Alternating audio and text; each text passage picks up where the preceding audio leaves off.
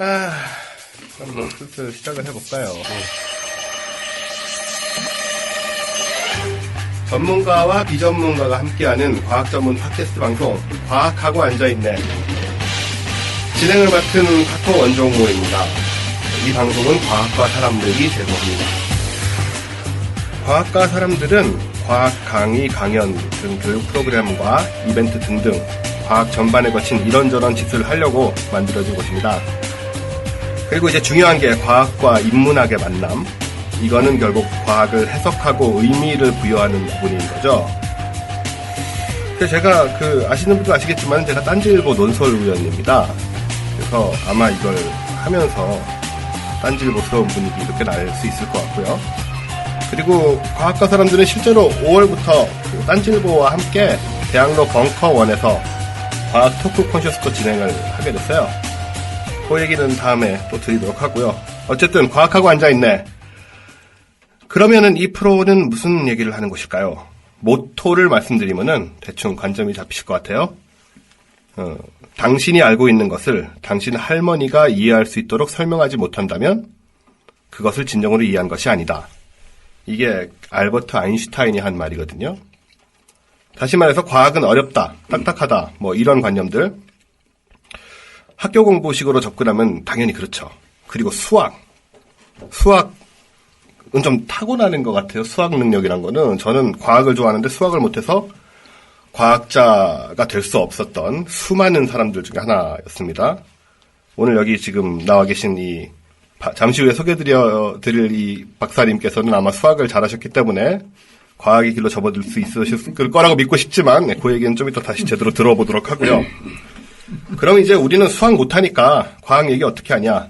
재미있게, 누구나 알기 쉽게. 할머니 수학 못하잖아요, 그죠? 할머니한테 과학을 설명할 때 복잡한 얘기 해봤자 전혀 이해 안 되는 거고, 그럼 이제 알아듣게 설명을 해야 되는데 그것도 재미있게 하는 걸 목표로 하고, 하지만 진지할 때는 또 진지하게. 왜? 과학은 결국은 진지한 거잖아요, 그죠?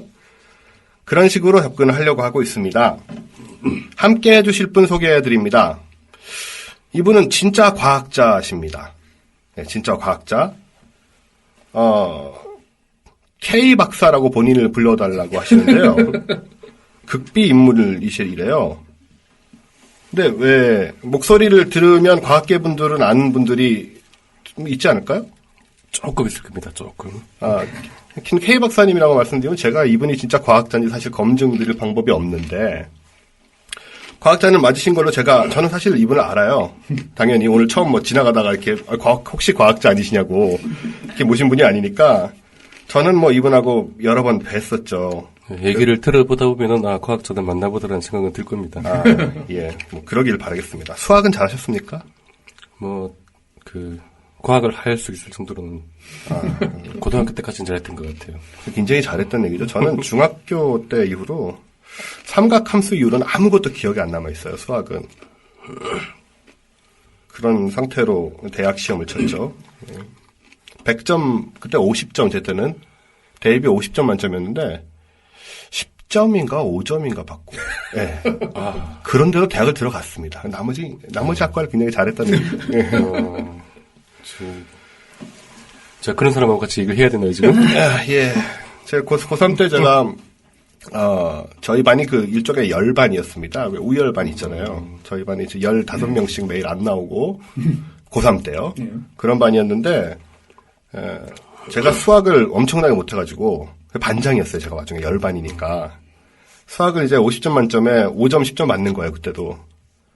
한 번은 고3 때 수학 선생님 들어오셔가지고, 거의 말기 돼가지고, 반장, 이번에 수학시험 얼마나 받았냐. 55점 만점이었나? 그랬던 것 같아요. 예. 물어보는데 차마 대답을 할 수가 없는 거예요. 너무 쪽팔려가지고. 그래서 할아버지니까 몰라요. 하나하나 체크를 안 해요.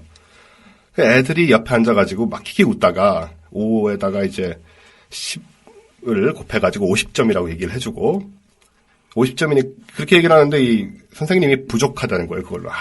반장 50점 받아가지고 대학 가기 원하는 대학을 갈 수 있나. 그래서 이 선생님이 내가 원하는 대학이 어딘지 생각하는 거지 지금 속으로. 아직도 이제 트라우마가 돼가지고 수학. 아무튼 수학 잘하시는 과학자님 나오셨고, 저는 지난 1년 동안 본의 아니게 과학계 일각에서 활동을 좀 어쩌다 보니 했습니다. 그러는 과정에서 원학사로 알려지게 됐죠. 근데 이제 얼핏 들으면 멋있는 말 같지만은 사실은 그 학사 학력, 그러니까 4년제 대졸이라는 학력을 굳이 그 석사 박사 하듯이 그렇게 붙인 경우인데, 그래서 본 프로그램에서 저는 원학사라는 예명 혹은 방송명을 이제 쓸 생각입니다. 예, 과학계 사람들하고 만나면은 학사가 굉장히 드물거든요. 그죠? 예. 그렇죠. 그러니까 워낙 과학자 중에는 학사가 없기 때문에 대부분 그러니까요. 예, 드문 통칭입니다. 저 원학사라고 하니까 무슨 말인지 모르시고 무슨 어디서 깊이 공부를 하는 사람이 아니냐. 또 박물관 있는데 뭐 학예사 이런 거 있잖아요. 그런 걸로 생각을 하시더라고요. 그래서 이제 굳이 설명을 안 드리죠. 근데 제가 이렇게 학사라고 할 때는 정확하게 학위를 항상 명확하게 이 말씀을 드리고 있는 거기 때문에 저로서는 조금의 양심의 꺼리낌도 없는 거죠. 그래서 원학사와 K 박사님. 예, 이 앞으로 제가 그 이름을 굳이 안 밝히는 이유는 뭐 이게 비밀 그 신비스러운 분위기를 줄이는 의도도 있지만 그거보다는 예, 이게 무식이 탄로나지 않게 하기 위해서. 왜냐면은 근데 이러다가 나중에 누가 알아듣고 그럼 더 쪽팔리지 않을까? 아 그때 아니라고 우기면 됩니다. 예, 뭐 증거는 없으니까요. 아, 그렇죠. 뭐저 외에는 증인. 네, 네. 여기 앞에 그러니까. 지금 두 분 앉아 계시기도 한데. 네, 모르는 사람들입니다. 여기 왜 계세요, 근데? 네, 그래서 그 과학자들이 뭔가 대중들한테 얘기를 할 때 혹은 책을 쓸 때 더 신경을 쓰는 게 대중들을 신경 쓰는 게 아니라 자기 동료 과학자들을 더 신경을 쓰거든요. 내가 이거 좀 틀려가지고 뭐 또 창피당면 어떨까. 사실 글을 신경 쓸 필요가 없는 게 다른 동료 과학자들은 그 사람들 쓴 책을 안 읽거든요. 네, 가기도 안 듣고. 과학계 이런 비리와 어떤 불의가 서로 간에. 네, 뭐 비리라기보다 하여튼 그런 게 많이 신경 쓰이다 보면은 그 말을 편하게 못할 것 같아서. 아, 예. 제가 나중에 혹시 틀린 말을 하더라도 예, 누가 왜 그랬냐 그러면 그거 나 아니다라고 이제 우기기 위해서. 예, 저희가 뭐 성함만 말씀 안 드리면. 그렇죠. 영원히 미궁 속에. 예, 예. 뭐 알 사람은 알겠지만 어쨌든 결정적인 증거는 없으니까. 네. 하여튼 뭐 제 입장에서는 비록 편하게 하시지만은 저도 나중에 녹음된 거 들어보고 혹시라도 너무 엉터리 같은 말씀 하셨으면은 그냥 뭐 자르면 되죠. 자, 오늘 첫 시간입니다. 예, 근데 알버트 아인슈타인이 이런 말을 하셨네요, 진짜. 할머니가. 저 예, 그냥 웹에서 예. 검색한 거라 잘 모르겠어요. 저도 진짜로 한 건지. 들은 얘기인데, 아는 얘기예요. 유명한 얘기인데. 아, 예. 예, 유명한 얘기인데, 제가 이거 들을 때마다 항상 듣는 얘기가, 그 아인슈타인도 상대성 이론을 제대로 이해를 못했거나, 예, 옆집 할머니가 엄청 유명한 과학자거나, 이게 쉬운 게 아니거든요, 이게. 그러게요. 하여튼 뭐 이런 식으로 솔직히 말을 하기 쉬운데, 예. 그 상대성 원리도 사실은 뭐 어렵기로는 물리학계에서 예. 그 서로 뭐라고 그러죠? 서럽다? 서로 네, 둘째가라면 둘째가라면 서러운 인문학 그런- 하시는 분이 여기가 좀 다르신 것 같은데 과학자보다. 네, 잘 들어줬습니다. 나중에 저도 반격을 가하도록 하겠습니다.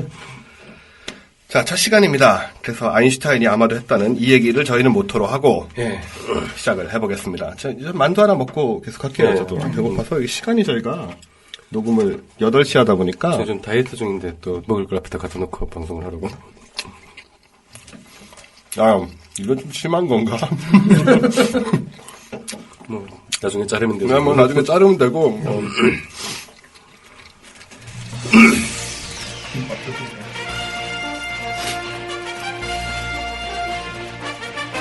과학 뉴스 충격 기껏 화성에 보내놓으니 한다는 짓이 미국의 화성탐사선 큐리어시티호가 보내온 자료에 따르면 붉은 별 화성에 생명체가 살았던 것으로 보인다고 합니다.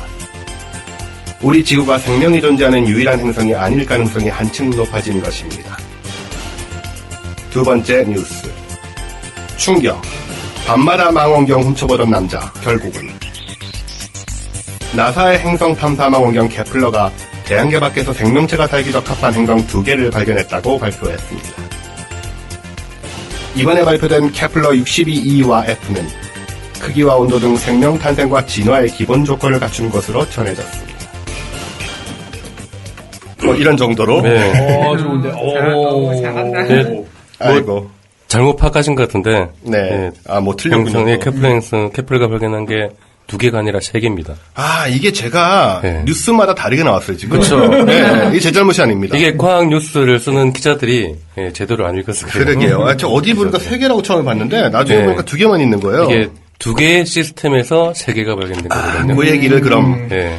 그럼 그 얘기를 먼저 들어보죠. 예. 네. 이게 지금 뭐 어떻게 된 거죠, 그러니까 케플러가. 예. 다른 그 태양계 밖에 다른 별 2개에서 예, 하나의 별은 딸린 행성이 한 5개가 되고 아하. 예, 또 다른 별은 행성이 2개 정도 딸려 있는데 그 중에서 5개 딸린 것 중에서 2개는 서식 가능한 지역에 생명체가 서식 예, 가능하다. 가능한 지역에 있고 또 다른 그 2개 행성이 있는 곳 중에서 하나가 서식 가능한 지역에 그래서 도합 3개가 예, 발견. 그러니까 정리를 하자면은 2개의 태양계가 있고요. 예. 그 2개의 별은 이제 항성을 의미하니까. 예.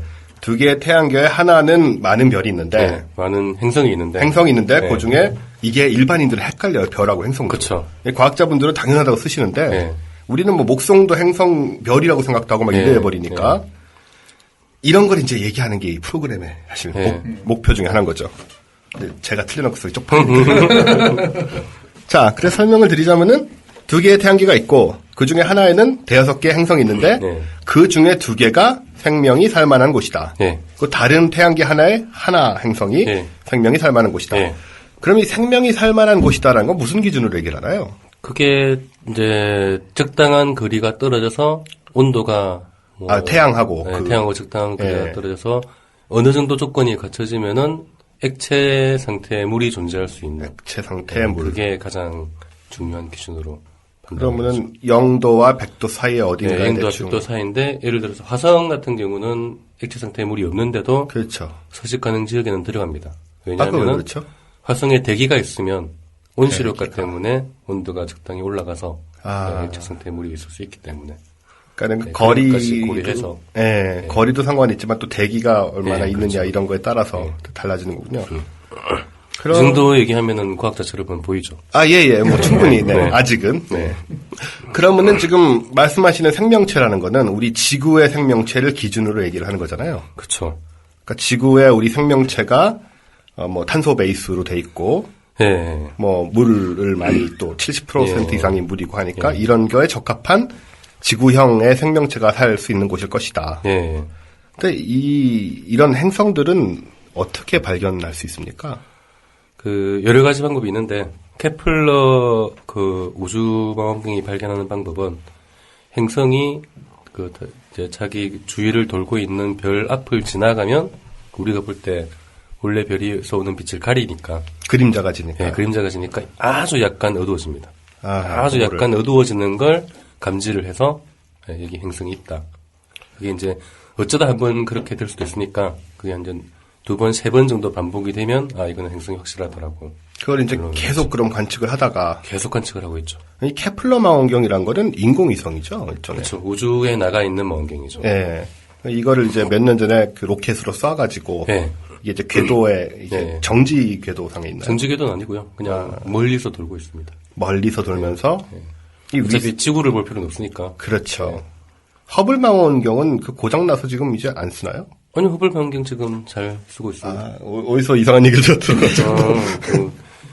아직 잘 쓰고 있고요. 아, 예. 예전에 한번 그 이제 그만둔다라는 얘기가 있다가 아, 그것도 옛날 얘기인데. 예. 업데이트가 안 돼. 저 과학자가 아니기 때문에 괜찮습니다. 이런 거 좀 틀려도. 아직 업데이트가 안 되셨는 거 아니에요? 그러게요. 제 이상한 기억 속에는 허블 망원경이 고장 나가지고 고치려고 하다 못 고쳐서 뭐 중단됐다는 이런 얘기를 어디서 네. 얼핏 중단이 될 뻔했다가 그때 이제 캠페인 비슷하게 벌어졌어요. 허블 망원경을 살리자. 아, 그 돈 문제인가요, 결국은? 그렇죠. 예. 문제도 있고 뭐 여러 가지 문제가 있는데 그걸 캠페인 비슷하게 벌어져서 그게 성공을 해서 아. 예, 다시 수리가 됐습니다. 허블도 이제 인공위성 같이 떠 있는 건데. 그렇죠. 허블은 주로 딥스페이스 쪽을 넓은 지역을 보는. 예, 허블은 온갖 거 다 봅니다. 아, 예, 이것저것. 많이 알려진 게 딥스페이스가 많이 알려져 예, 있는데 예. 그 외에도 뭐 가까운 거 되건 뭔 되건 그 예, 닥치는 대로 보고 있습니다. 밑에서 전파로 조정해가지고 이렇게 위치를 바꾸면서. 케플러는 어떤가요? 케플러는 어떤 일을 주로? 케플러는 목적 자체가 딱 그 행성을 찾는 것 자체만 목적이고 아, 보는 지역도 굉장히 작은 영역만 보고 있어요. 그 하늘에서 사람 엄지 손톱 정도 크기의 영역만 보고 있어요. 제가 지금 엄지손톱으로 이렇게 네, 들어서 보고 있는데요. 크기로 가려지는 정도의 영역만 보고 있어요. 이게 굉장히 작은 영역인데. 굉장히 작은 영역인데 은하수 방향으로 보니까 그 안에 별은 굉장히 많이 있고 그렇겠네요. 별이 굉장히 많이 있는 좁은 영역을 계속 보면서 그 영역 안에서 예, 그러면 이 영역을 뭐 선정하는 기준이 있을 거 아니에요? 예, 별이 많은 데를 쓰던 거죠. 방금 말씀하셨듯이. 네, 뭐 네. 그렇게 진지하고 심오한 기준이 있을 거라고는 생각할 필요 없어요. 그럼 이 지역을 계속 같은 데만 보고 있나요? 네, 같은 데만 계속. 딴 데는 전혀 안 보고요? 네, 전혀 안 봅니다. 그 생각에 따라서는 좀 이거 비싼 거 보내놓고 돈 낭비라고 생각할 수 있는데. 그 아까 말씀드렸지만 그 가려지는 걸로 발견을 하려면 3번, 4번 반복이 돼야 되기 때문에 예를 들어서 외계에 있는 다른 생명체가 지구를 본다. 그러면 지구가 태양을 한번 가렸잖아요. 네. 또 한 번 가려지는 걸 보려면 1년 뒤에 봐야 되잖아요. 그렇죠. 공전주기. 그렇죠. 예. 그러니까 계속 봐야지 그걸 꾸준히 볼 그러니까 수가 이게 뭐 딴 데 이렇게 왔다 갔다 하다 보면 그걸 놓칠 수가 네, 있고. 놓칠 수도 있고 뭐. 결국 선택과 집중 뭐 이런 네. 식의 얘기군요. 딴 데 많이 하나, 거기 하나 보는 별은 오히려 한 군데만 보는 게 더 많으니까. 그 별이 그렇군요. 많은 지역을 보면 훨씬 더 이익이죠. 그럼 이 행성들이 지금 그래서 그 뉴스를 보니까 뭐 생물이 살 수 있다. 예. 이런 식으로 얘기를 하는데 이게 실제로 생물이 살 수 있는 여건을 다 확인한 건 아니잖아요. 그렇죠. 그냥 온도 뭐. 정도만 지금 딱 따지고 있고, 그게 지구처럼 무슨 암석으로 이루어졌는지, 아니면은 목성이나 토성처럼 기체로 이루어진 행성인지, 그것도 확실하게.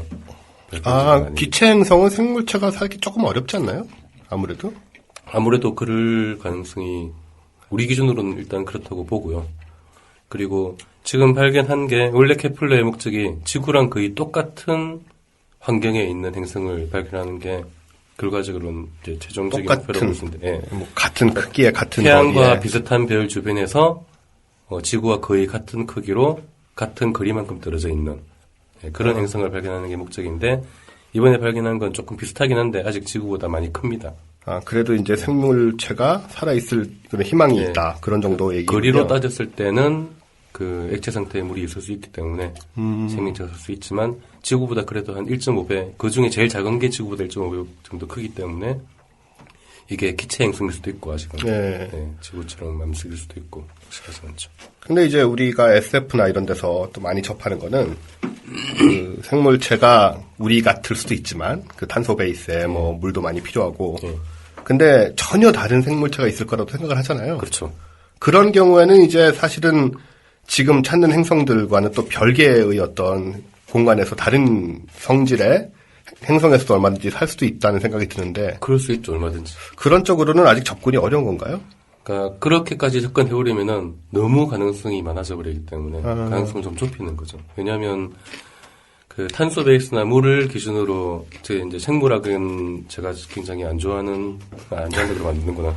잘 못하는 학문이기 때문에 거기에 대해서는 잘 모르지만 일단 탄소 베이스나 물을 기준으로 보는 이유는 굳이 그가 아닌 다른 베이스나 다른 액체를 사용할 이유가 없다는 거죠. 생명체가 다른 데서 태어났다면 탄소는 우주 어디에 있으나 있고 그리고 가장 생명체를 구성하기 좋은 뭐 조건들을 가지고 있고 액체도 마찬가지로 물이 지구에는 굉장히 많지만 우주에 가면 없다 이러면은 모르겠지만 물은 우주에 굉장히 많이 있거든요.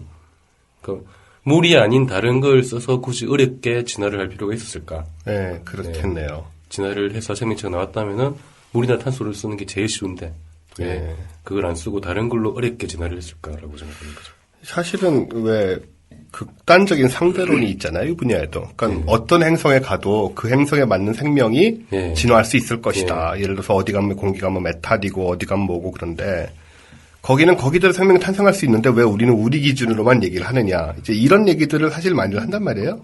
그런데 그게 신기한 게 그렇게 생각했는데 화성에 아직 발견을 못하고 있거든요. 화성에도. 뭐 비슷한 거 얼마 전에 제가 아까 뉴스로도 말씀드렸지만 뭐 좀 나왔다고 한 것 같긴 한데. 뭐 좀 나온 뉴스가 그게 20년 전 뉴스하고 똑같은 뉴스거든요. 그런가요? 나름 이거 참신한 뉴스라고 올라온 거예요. 화성에서 생명체가 존재할 수 있는 가능성이 굉장히 크다라는 뉴스가 20년 전에 바이킹호가 생각해보니까 초등학교 때 소년종 이런 데서 네, 봤던 것 같아요, 비슷한 얘기. 그때랑 지금이랑 별로 낮은 게 없어요, 사실은. 아. 조금씩 가능성은 계속 높아지고 있는데 실망입니다. 이게 몇 %에서 몇 % 높아졌다라는 말도 안 하잖아요.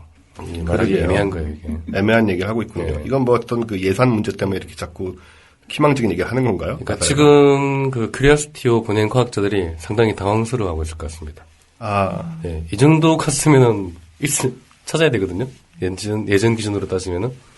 그게 큐리오시티가 얼마 전에 보니까 그게 3조 원짜리라고. 예. 예, 그 굴러다니는 개가. 네, 3조 원 뭐 정도 들었답니다. 근데 이제 20년 전, 30년 전 바이킹 때하고 별로 다른 거를 발견을 못했다는 얘기군요. 그러니까 솔직하게 말씀드리면 바이킹 정도를 보냈을 때 우리가 이 정도 수준의 탐사선을 보내면 거의 확실하게 생명체를 찾지 않을까라고 분명히 생각을 했을 겁니다. 아마 그 수준은 지금 큐리오시티 수준도 아니고 그 전에 보냈던 오퍼튜니티, 스피릿 그 정도 수준만 됐어도 바이킹을 보낸 사람들 기준으로는 그 정도만 가면 문제없이 찾겠다라고 생각을 했는데 그때도 못 찾았고 그 스피릿 오퍼튜니티 보낼 때는 그럼 큐리오시티 정도면은 그래도 찾지 않을까라고 했는데 여전히 아직 결정적인 증거를 못 찾고 있죠. 그런 거군요. 이번에 이런 뉴스가 나온 근거는 뭐죠? 이번에 새롭게 나온 뉴스는 없어요. 큐리오시티에 얘네 왜 발표하는 거예요, 이거? 큐리오시티는 지금 제가 최근에 오늘 찾은 뉴스인가요? 화성에서. 예. 오늘 발표했다고. 오늘 발표했다고요? 예. 큐리오시티에? 아니. 얼마 전에. 네, 얼마 전이죠. 예, 얼마 전은. 한 달, 2주일? 네, 넘었죠. 한 달 예. 넘었죠. 그때 그 큐리오시티가 잠깐 문제가 생겼다가. 고장났었다고. 네, 고장났다가 다시 이제 활동을 재개했거든요. 그러면서 할 얘기 없으니까 이렇게 좀 활동을 재개했으니까 뭔가 뉴스를 내야죠. 그리고 이제 이번에는 큐리오시티가 그 전에 했던 탐사선하고 다른 건 땅을 팠거든요. 뭐 5cm인가 뭐 네, 깊이는 안 들어가더라고요. 네, 땅을 팠는데도 아직 안 나왔어요. 땅만 파면 무조건 올 줄 알았는데. 그러니까 이런 걸 우리가 얘기를 해야 되는 게 인터넷 뉴스 보면은 몰라요 이런 얘기. 이게 아다르고 어다른 거라 저만 해도 딱 보면은 이제는 발견된 거고 이제 조금만 더 하면은 그래서 조금만 더 하는 게 그 지금 30년 전 바이킹 때부터 계속 그러고 있다는 얘기잖아요. 조금만 더 하면 될 줄 알고 조금만 더 하면 될 줄 알고 하고 있는데 계속 안 되는 거죠. 그러니까 큐리오시티 과학자들은 이 정도 보냈으면 이제 되지 않을까라고 속으로는 은근히 생각하면서 그래도 겉으로는 아직 모른다라고 했는데 가서 실제로 안 나오니까 이거 아마 당황하고 있을 겁니다. 제가 알기로는 그 다음번 것도 더 깊이 파들어갈 수 있는 그런 것도 이미 다 좀 계획이 준비돼 있다고 그래요. 그렇죠. 뭐 그렇게라도 해야죠 계속. 그럼 그또 계속 찾는 건가요? 또 가서 또 더 하겠죠. 네, 딴 데 갈 데가 없잖아요. 화성 말고 어디 가겠습니까? 화성에 가야죠. 그것도 그렇네요, 진짜. 네. 아니면 목성, 위성, 에우로파 정도까지 가야 되는데 멀고 너무 머니까. 네. 금성 이렇게 가면 다 녹아버리고. 네, 금성은 뭐 가봤자 없을 것 같고. 네. 결국은 죽이 되든 밥이 되든 화성에서 뭘 찾아야 된다는 얘기인데. 그렇죠. 화성에서 찾아야죠. 뭐 아시겠지만 제가 또 책을 옛날에 딴지에 연재하고 그 외계 문명과 인류의 비밀 한스 콘텐츠에서 아주 재밌게 12,000원에 아마 큐리오시티가 그 생명체를 찾았으면 그 책이 훨씬 잘 팔렸을 것 같아요. 제 입장에서는 그럼 이거를 박사님 말씀하시듯이 그렇게 하지 않을 게 아니라 여기서 조금만 더 하면 이제 생명이 나온다는 식으로 얘기를 해야. 네, 그렇게 하죠. 제가 보기엔 그런 얘기 같아요, 이게. 박사님은 뭐 어떻게 이렇게 그 과학자의 어떤 좁은 시각으로 말씀하시는 것 같은데 제 작가의 제 입장에서는 제가 보기엔 다 됐네 이거 뭐. 그러게요. 제가 그 책을 그게 딴지에선 되게 많이 읽혔어요. 뭐 17번인가 연재를 했는데 뭐 100몇십만 명이 봤거든요. 근데 이게 종이책으로 내놓으니까는 안 팔려요. 책이 그만큼 팔렸어야 되는데. 그러니까요. 아니, 뭐 그만큼까지 안 팔려도. 그래서 이거를 이제 겨우 초판 팔았어요. 1년 반 됐는데. 예, 초판 팔았는데 아무튼 거기 이제 내용은 뭐더라 내용이? 화성에 발달한 문명이 있었다. 적어도 있었다. 네. 그리고 화성과 목성 사이 그 소행성대가 사실은 행성이었는데 그게 파괴가 그런 가능성은 또 있다고도 생각을 하는 거죠. 굉장히 그럴듯했어요. 저도 읽을 때. 예. 네, 근데 제가 이제 최근에 결정적으로 많이 의심이 드는 게 화성에 그 정도로 발달한 문명이 있었다면은 생명체가 굉장히 많았을 텐데 그 생명체가 아무리 밀종을 해도 지금 그 크리스티오가 찾아도 힘들 정도로 밀종을 하진 않았지 않았을까. 뭐 미생물까지 다 없어진 거. 그렇죠. 그 정도는 깔려 있어야 옛날에 엄청나게 생명체가 많았다는 얘기를 할 수가 있을 것 같은데 그 정도로 없는 걸로 봐서 그렇군요. 예, 그게 조금 신빙성이 예. 예, 아무튼 저는 좀 그렇게 돼버렸습니다. 처음에는 굉장히 저도 재밌게 읽었는데 저는 그걸 쓸 때 일부라도 과학자분들이 그걸 좋아하실 거라고 상상도 못하고 어디서 뭐 된통 욕이나 먹고 있겠다. 저 구석에서 과학자분들이 이거 매번 술 먹을 때만 씹으면서 야 딴질보해 저 새끼. 아 죄송합니다. 네. 그런 놈이 말도 안 되는 거 쓰고 있다 이러고 있을 줄 알았는데 뭐 그런 분들도 계시겠지만 네, 그런 분들도 있지만 과학자들이 대부분 그런 정도의 관심을 안 가지죠. 그런 얘기에. 아, 죄송합니다. 예. 뭐 그냥 하찮은 거였어 그냥. 과학자들이 뭐 내 얘기를 가지고 무슨 뭐 씹을 시간이 있나? 자기 얘기 하기도 바쁜데. 나 다른 과학자 그 공격을 해야죠. 뭐. 아 예, 그렇군요. 예. 하긴 SF 작가들 공격할 틈이 없죠. 맞아요. 예. 그래서 공격을 안 받은 거였어. 야, 아무튼 그래서 그럼 이제 화성은 오히려 좀 지금 그다지 전망이 좋은 상태가 아니고 이 네. 케플러가 지금 보고 있는 근데 케플러가 이런 지구형 행성을 예를 들어서 똑같이 찾는다 쳤을 때 네. 굉장히 멀리 있잖아요. 대개는 몇백 광년이라는 그 이상. 그러니까 케플러도 결정적인 생명체의 증거를 찾기는 힘들 거라고 보죠. 검증을 하는 건 좀 어렵다. 예, 있을 가능성이 높다라는 얘기는 할 수 있지만 만일에 뭐 진짜 그 어떤 외계에서 어떤 무슨 신호가 될 만한 진짜 인공적이 아니고는 절대로 안 만들어지는 원소가 발견이 됐다. 대기 중에. 뭐 그건 그렇다면은 스펙트럼 분석으로 찾을 수 있는 예, 거죠. 스펙트럼 같은 걸로 네. 그런 게 발견이 됐다. 그러면 전기는 정말 있을 것 같다라고 생각을 할 수 있겠지만 그 이상이 아니고는 가능성은 높지만 무조건 있다라는 말은 절대로 하기가 힘들죠. 이게 결국은 그 외계 생명체를 확인을 하거나 심지어는 지적인 생명체와 만난다 이런 거는 정말 어려운 일이에요. 엄청나게 어려운 일이죠. 이런 행성을 우리가 찾아도 사실 거기에 정말 뭐 박테리아라도 산다는 걸 확인을 하려면 네. 사실은 그 박테리아를 캐내야지 되는 거잖아요. 정확하게 하려면은. 그렇죠. 그러니까 결정적으로 지구 외에 다른 데 생명체가 존재한다는 것을 보이는 거는 화성에 가서 찾는 것밖에 없습니다. 그냥 계속 화성에 그렇죠. 가는. 그러니까 화성을 계속 네. 갈 수밖에 없는 거고. 어떻게 보세요? 정말 화성에서 결국은 찾아질까요? 이게 화성을 계속 가는 이유가 물론 화성밖에 갈 데가 없기도 하지만 또 다른 외계 행성의 관점으로 볼 때는 화성 정도면 굉장히 좋은 조건이에요. 우주의 다른 굉장히 훨씬 더 열악한 그런 행성들에 비해서 화성 정도면 상당히 양호한 조건을 가지고 있거든요. 지금 이 케플러가 발견한 행성들하고 비교하면 어떤가요? 뭐 그런 데 비해서 그러니까 지금까지 발견된 그 서식 가능 지역에 있는 행성들에 비해서는 나쁘지 않습니다. 오히려 좋다고 봐야죠. 그렇군요. 왜냐하면 기체 행성은 아니니까 화성은. 그렇죠. 암석이 있고 분명히 거기에 탄소가 많이 있고 여러 가지 조건들이 좋기 때문에 충분히 가능한데 문제는 그러니까 지구에도 화성보다 훨씬 더 열악한 조건에 있는 환경에서는 생명체가 있거든요. 뭐 심해라든가 네, 심해라든지 극지방이라든가. 뭐 아주 추운 극지방이라든지 뭐 사막 땅 파면 정확하게 모르겠지만 아마 나올 거예요 생명체가. 그러니까 뭐 사막인데도 뭐 도마뱀도 살고 네, 있다고요? 나오잖아요. 네. 그러니까 훨씬 뭐 공기나 그런 건 모르지만 어쨌든 뭐 훨씬 더 화성보다 조건이 나쁜 지구의 환경에서는 생명체가 살고 있으니까 화성 정도는 생명체가 있지 않을까. 있지 않을까. 그래도, 예. 만일에 화성에도 진짜 생명체가 단 하나도 없다라는 게 밝혀진다면 외계 생명체는 어쩌면 굉장히 드물 수도 있습니다. 정말 그 희망이 많이 좀 사라지는 거네요. 그렇죠. 진짜 지구에밖에 없을지도 모르고 다른 데에서 아무리 찾아도 없을지도 몰라요. 우리 저 목성이나 토성의 위성들 중에도 생명체가 있을 거라고 네. 보는 것들 있잖아요. 네네. 그런데도 역시 그 중에는 사실 굉장히 좀 탐사가 된 그런 지역들도 있다고 알고 있는데 탐사가 아직 거의 된 건 없고 사진만 찍었나요? 네, 가시닌 이런 찍고 것들. 아마 후이겐소가 네. 그 타이탄에 착륙을 했을 텐데 뭐 탐사를 했다기보다 그냥 착륙. 네, 착륙 정도. 착륙의 의의를 네. 둔. 네. 그렇군요. 그게 뭐, 너무 머니까. 그러게요. 한번 네. 예. 얼마나 멀죠? 목성.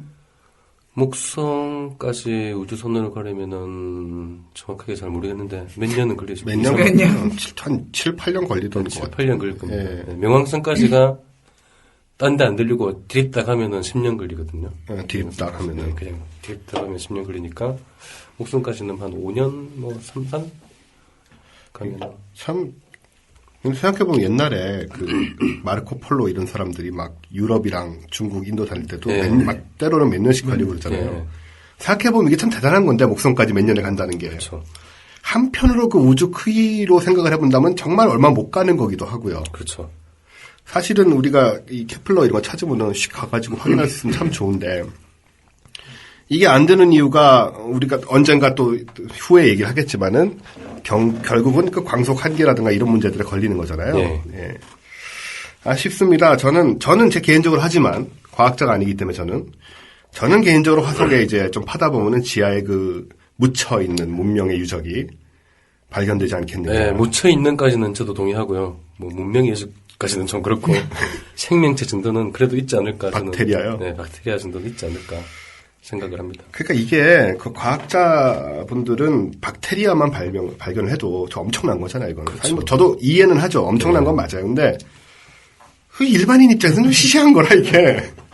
그렇죠. 그럼 뭐 외계 무슨 이상한 괴물 같은 외계인이거나 네. 아니면은 다 죽었더라도 유적 같은 게 나와서 얘네들이 과거에는 무슨 뭐 이런 걸 볼 수 있으면 참 좋은데 이게 아직 근데 박테리아도 못 찾고 있는 거잖아요. 그죠? 그러니까요. 옛날에 제가 기억나는 건 남극에 무슨 화성 운석에서 그 박테리아 모양의 네. 그런 게 나와서 근데 네. 이런 거는 지금 뭐 어떻게 판명이 난 건가요? 그게 떨어지고 나서 오염된 건지 아니면 아. 실제 온 건지 아직 명확하게 파악이 안 어렵군요. 됐습니다. 네. 네, 뭐 오늘 그 과학 뉴스 시간 외계 생명체는 이렇게 찾기 어렵고 화성의 큐리오시티죠. 큐리오시티 가서 한 거 별로 없고 이런 그 어두운 뉴스로 점철된 이거 그런- 나사 사람이 듣진 않겠죠? 아, 설마요. 저희 이 과학과 사람들이 나중에 뭐 나사랑 뭘 한다는 얘기도 있었는데 이건 괜찮은 건지 모르겠네요. 아무튼 간에 케플러는 계속 이제 이런 거를 또 찾아서 지금 활동을 하는 거죠. 네. 그래서 그 언지 손톱만한 지역에서 네. 지구형 행성을 발견한다면은 어쨌든 전파 망원경이고 뭐고 딱 그쪽을 향하고 뭐 이렇게 되겠네요. 그 옛날에 보낸 거. 최근에 그 케플러가 발견한 행성들을 향해서 그 세티라고 네네. 네, 외계 지적 생명체를 찾는 전파 탐사를 이제 겨냥을 해서 한 연구 결과가 논문으로 발표가 됐어요. 결과는 어떻게 나왔습니까? 결과는 계속해야 된다는 거죠. 아, 결국 나온 거 아무것도 없다라는 뜻이군요. 나왔으면 벌써 뉴스에 나왔겠죠. 그러게요. 국내에서도 이런 활동 하고 있지 않나요? 제가 알기로는 망원경들. 예, 외계 놓고 행성 찾는 일은 우리나라에서 굉장히 앞서가는 일 중에 하나입니다. 어떻게 진행이 되고 있죠? 그 한국천문연구원에서 그 해외에 망원경을 3대를 짓습니다. 해외예요. 네, 해외에 그 왜 칠레, 해외에다 짓나요? 호주, 남아공. 우리나라는 그 건조 조건이 별로 안 좋기 때문에 날씨가. 예, 해외에 날씨 좋은 데를 골라서 예, 칠레, 남아공, 호주, 남반구에다가. 남반구에 남반구 쪽으로 그 망원경을 설치를 해가지고 그러면 이걸 이제 계속. 예, 3대를 그 세 나라가 한 군데가 해가 지면 다른 데서 해가 뜨기 때문에 24시간 내내 관측을 할 수 있는. 그걸 지금 뭐 우리나라에서 만들고 있는 거예요? 예, 지금 짓고 있습니다. 만들고 있습니다. 그럼 뭐, 저 처음 듣는 얘기거든요, 지금? 예, 대부분 처음 듣는 얘기일 겁니다. 이건 뭐 정부 우리나라- 주도로 천문연구원에서. 예, 한국천문연구원에서 정부 지원 예산으로 하고 있는 일이죠. 근데 이게 그러면 24시간 남반구에 망원경을 세 군데를 배치해 두고. 예. 아까 그런 뭐 엄지손톱만한 그런 예, 정도. 네. 그리고 뭐 정확하게 어떤 영역을 어떻게 할지는 저도 아직 그쪽은 잘 모르는데 하여튼 이게 실제로 지어지고 있단 말씀이죠, 예, 지금? 지금 지어지고 있습니다. 지어지고 계획이 있고, 아니라. 예, 올해 여름에 칠레 망원경은 완공이 됩니다. 아하. 네, 완공이 되고 후년부터는 그 전문적인 연구로 바로 진행이 될 그럴 계획으로 있죠. 그럼 이걸 24시간 계속 이제 그 밤하늘을 예. 가질 수 있으니까 세계가. 예. 그 이제 컨트롤은 한국에서 하나요? 그렇죠. 한국에서 하죠. 원격으로. 원격으로 네. 조정을 하고. 네. 이런 게 말씀 들어보니까 이게 되게 대단한 프로젝트거든요. 네, 그렇죠. 근데 왜 모르죠, 사람들이? 저도 모르는데. 우리나라 사람들이 과학에 별로 관심이 없으니까. 저는 과학에 관심이 많은 편인데도 제가 지금 처음 들어봐요, 얘기를. 네, 아니면 어디서 들었는지 모르지만 기억이 안 물론, 나요. 그런 것도 있지만 이 과학자들이 그런 자기가 하고 있는 일을 홍보하거나 그런데 좀 서투른 면이 있죠. 조금 나서기에 창피하는 분들도 많고. 사실은 그거는 그 과학자들이 직접 해야 되는 게 아니라 그죠. 누구 옆에서 누가 해줘야 되거든요. 네. 왜냐하면은 얼마 몇 년 전에 그 SBS에서 이소연 네. 보냈지 않습니까? 네. ISS 네. 보냈는데 사실 그때도 말이 많았잖아요. 이게 정말 최초의 우주인이라고 하는데 사실은 우주 관광 아니냐 일종의. 네. 그럼에도 불구하고 이걸 어떻게 그림을 만들어서 네. 하냐에 따라서 이게 국내에서 사실 그때 그래서 많이 붐이 일었었고 그렇죠. 또 애들 같은 경우에는 그런 걸 봤을 때 나도 나중에는 저렇게 나갈 수도 있다 이런 생각도 갖게 된단 말이에요. 네.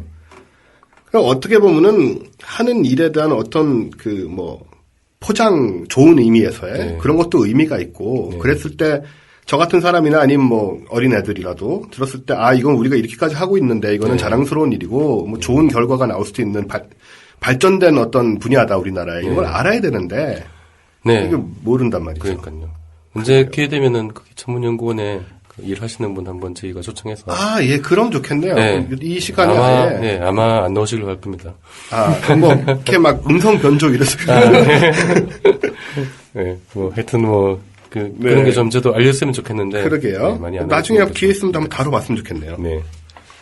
학교 종이 땡땡땡 어서 모이자 선생님이 우리를 기다리신다. 자, 다음 코너는 뉴턴의 발가락 코너입니다. 이 제목이 왜 이렇게 붙었나 궁금들 하실 텐데요. 뉴턴이 그 과학을 발가락의 때만큼도 여기지 않았다. 이런 얘기는 당연히 아니겠죠? 사실 제가 이게 좀 쪽팔린 게 뭐냐면은 제가 인터넷 좀 먼저 확인했어야 되는 건데 제가 이런 문장을 기억을 하고 있었어요. 머릿속에서. 뉴턴이 자기가 유명한 과학자였잖아요, 당시에. 근데 사실은 진리에 대항해서 발가락말을 물에 담그고 있을 뿐이다. 이런 얘기를 제가 기억을 대충 해서 제목을 이렇게 지었는데. 네, 그런 얘기는 있었어요. 근데 이제 다시 확인해보니까 정확하지가 않더라고요, 이게. 이게 뉴턴은 진리의 바다에서 조개 껍데기를 줍는 아이다. 이런 얘기를 했고, 아인슈타인은 또 비슷한 얘기를 발을 담그고 있다. 이런 얘기를 발가락 얘기는 또 안 나오고, 이제 제가 제목을 이렇게 붙이고 마지막에 확인을 해보니까 이게 정확하지가 않아요. 근데 그게 중요하겠습니까? 우리는 그냥 뉴턴의 발가락으로 가면 이 그만이죠. 얘기 안 하면 아무도 모르니까. 해버렸네요, 근데. 잘라도 그만이지만, 네. 자, 이건 이제 나름 메인 코너. 우리 프로그램의 메인 코너인데, 이 과학 주제를 하나 잡고 그 주제에 대해서 가능하다면 심층적으로 한번 접근을 해보는 그런 얘기인데, 오늘의 주제는 빅뱅입니다. 예. 빅뱅.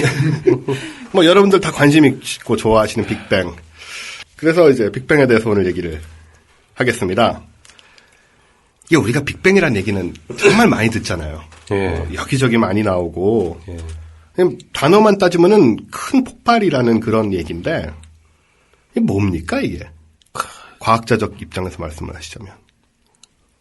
우주의 탄생을 얘기하는 겁니다. 우주의 탄생. 네, 이렇게밖에 얘기 드릴 수가 없어요. 그러니까 우주의 탄생은 폭발로 시작이 됐다는 거죠. 네. 뭔가 아무것도 없는 것에서 빵 하면서 태어난 겁니다. 그런데 보통 이제 지금 아무것도 없는 것에서라고 네. 말씀하셨는데 네. 보통 터진다고 하면 뭐가 됐든 간에 폭탄이 됐던 네. 뭐가 됐던 뭐가 있어야 거기서 터져 나오는 거잖아요. 그렇죠. 근데 그게 아니란 말씀이잖아요. 그 우주 전체가 한 점에 있다가 무한히 작은 한 점에 있다가 무한히 작은 이거 좀 복잡한 얘기 나옵니다. 과학적인 얘기입니다. 무한히 작은 한 점에 한 있다가 점. 갑자기 빵 폭발을 하면서 우주가 만들어졌다.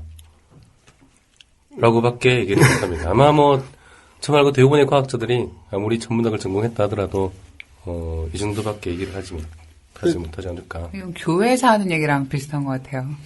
아무것도 없다가 빵 하고 모든 게. 그래서 기독교에서는 상당히 좋아하는 이론이죠. 그래서 사실은 가톨릭에서 빅뱅을 좋아하죠, 또 옛날에. 네, 그렇죠. 예, 그 교황이 그런 얘기도, 교황청에서 그런 얘기도 나왔었고. 근데 이게 다시 한번 이제 뽕빨 저희는 다시 제가 얘기를 할 수밖에 없는 것은 우리가 폭발이라고 하면 네. 뭐 재료가 있어야. 네. 그러니까 이 빅뱅이라는 걸 사람들이 생각할 때 네. 뭐가 폭발을 해서 그게 좀 우주가 팽창하고 있다고 하니까요. 네. 그 파편이 계속 멀리 날아가면서 네. 그 파편들이 태양도 되고 뭐 은하계도 되고 뭉쳐가지고 지들끼리 뭐 이런 걸 떠올리거든요. 네. 근데 그런 거랑 비슷한 얘기인가요? 네. 그거는 아니고요. 아니고요. 이게 이제 재료가 우주 전체가 재료인 거죠. 우주 전체가. 폭발의 재료 자체가 우주 전체고 시공간을 다 포함한 우주. 시공간과 에너지와 모든 물질을 다 포함한 전체가 재료였다가 그 전체가 폭발을 해서 팽창을 해나가. 또 그 재료가 무한히 작은 점이었다. 그렇죠. 무한히 작은 점이란 뭡니까 도대체? 무한히 작은 점이죠. 네. 그러니까 이게 그 바로 이게 과학자들도 우주에 대해서는 저기 아주 그 유명하신 그 천문학계 원로 한 분이 강의하시면서 하신 말씀입니다. 우주에 대해서는 다 아는 척하는 거다. 우연히도 제가 그 자리에 또 네. 있었습니다. 그렇죠. 지가 알면 뭘 알겠냐. 그러니까 그렇게 말씀하시더라고요. 깜짝 아는 놀랐어요. 척하는 거지. 네. 우주에 대해서 내가 뭘 알겠어요. 아는 척하는 거지. 그러니까 이게 이제 우리가 어려운 게 뭐냐면은 사실 무한히 작은 점이란 거는 기본적으로 수학적 개념이 되잖아요. 그렇죠. 근데 이걸 우리가 자꾸 상상을 하고 막 그리려고 하니까 네. 안 되는 건데 네. 이 수학이라는 언어를 어쨌든 우리는 사람이 이제 이해할 수 있게 풀어서 일반 사람들이 이해할 수 있게 풀어서 얘기를 하다 보면 여기서 이제 막히거든요. 그렇죠. 그게 특히 이 빅뱅이라는 개념은 너무 어려우니까 그리고 차원 뭐 우주 전체가 팽창을 한다는 것 자체가 사실은 저도 머릿속에서 그려지질 않거든요. 그러게요. 예. 근데 이제 저 같은 경우는 하도 이 말을 많이 듣다 보니까 이게 이해가 된 것 같은 착각이 들어요. 그래서 다른 사람들한테 얘기할 때는 이게 그냥 한 점에 있다가 폭발해서 우주 전체가 팽창하는 거다라고 얘기하는데 머릿속에서 그려지진 않고. 그렇군요. 네, 저도 마찬가지로. 아까 그 원로분이 말씀하신 거를 정확하게 실천하고 계시군요. 저도 그 말 듣고 뜨끔했는데 아니 네. 그러면은 이 빅뱅이라는 게 지금 얼마 전에 제가 보니까 제가 어릴 때는 우주 나이가 200억 년이라고 그랬어요. 네.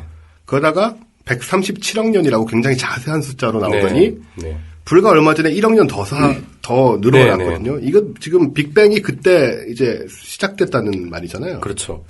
왜 이렇게 바뀌죠, 이게? 이게 물론 뭐 예전에는 정확하지 않았기 때문에 그래서 100억 년에서 200억 년 사이였습니다. 네, 그랬죠. 네. 그래서 대충 150억 년이라고 중간이니까. 중간으로 합의를 보고 진행을 하다가 그 우주 배경 복사라는 게 있습니다. 이게 참 들어보기는 많이 들어보실 텐데 하여튼 지금 과학자들이 많이 하는 일이 우주 배경 복사를 관측을 해서 거기서 흔적들을 가지고 우주의 나이를 역추적하는. 그게 아마 그 빅뱅 때의 그 폭발에 그 에너지가 좀 퍼져서 남아 있는 거죠. 그렇죠. 빅뱅이 처음에 딱 폭발을 했을 때는 에너지가 너무, 그러니까 모든 우주 전체가 한 군데 모여 있으니까 밀도가 너무 높아요. 서로 막, 막 비집고 들어갈 틈도 없고 하다가 식으면서 이제 전체적으로 좀 커지면서 그러니까 양은 일정한데 부피가 커졌으니까 밀도가 이제 줄어들겠죠. 그래서 식는군요. 그러다가 그 빛이 이제 빠져나오기 시작합니다. 그 빛이 빠져나오는 게 순간적으로 일어났거든요. 그게 왜냐하면 그 전자들이 마음대로 돌아다니다가 전자 원자가 마음대로 돌아다니다가 그게 전자가 원자가 합쳐져 버리면 반으로 탁 줄어버리잖아요. 두 개가 합쳐져서 두 개가 합쳐져서 하나가 되는 거니까 전체 양이 반으로 탁 줄어버리니까 순간적으로 확 맑아지는. 그때 엄청난 팽창이 한순간에. 팽창은 아니고요. 빛이 아니고. 그때부터 빠져나오기 시작했거든요. 빛이 빠져나오기 시작했다. 그때 빠져나온 빛을 보는 거죠. 태초의 빛이라고 얘기하면 되겠죠. 태초의 빛이 우주가 폭발한 지 38만 년 후에 빠져나옵니다. 38만 년. 네. 그래서 지금 우주 배경 복사라는 거는 우주가 태어난 지 38만 년 후의 모습을 보는 거죠. 그 뭐 우주의 시간 척도에서는 사실 뭐 직후라고 해도 과언이 그렇죠. 아니니까. 직후죠. 그래서 빅뱅 직후의 모습을 보는 거죠. 그런 건 38만 년까지의 상황은 잘 모르나요?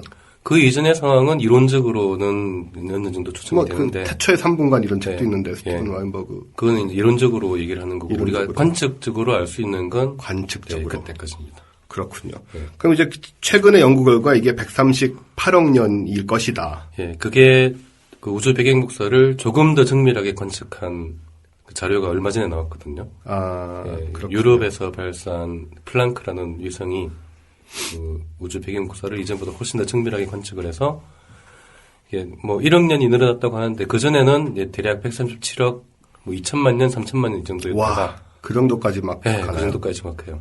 그럼 38만 년은 그렇- 어차피 네. 속에서 예. 그러다가 137억 이제 아마 5천만 년 정도가 드는 것 같아요. 그러다가 137억 한 7천, 8천 정도 되니까 반올림해서 이제 188억 년이 되는 거죠. 제가 듣기에는 똑같은 얘기인데 이분들 그쵸. 아까 그 큐리어시티 경우처럼 뭐 무슨 얘기라도 해야 되니까 하는 건가요? 아니면 뭐 일단 지금 나온 데이터로는 그러니까 네. 이제 그 데이터 자료를 분석하는 건 나름대로 과학자들이 다 서로 동의한 그 인정하는 수준에서 해 나가는 거니까요. 그러면은 우리 우주가 138억 년이 됐다. 나이가. 예, 지금 발표는 그렇게 나긴 했는데 조금 더 검증을 두고 봐야 될 겁니다.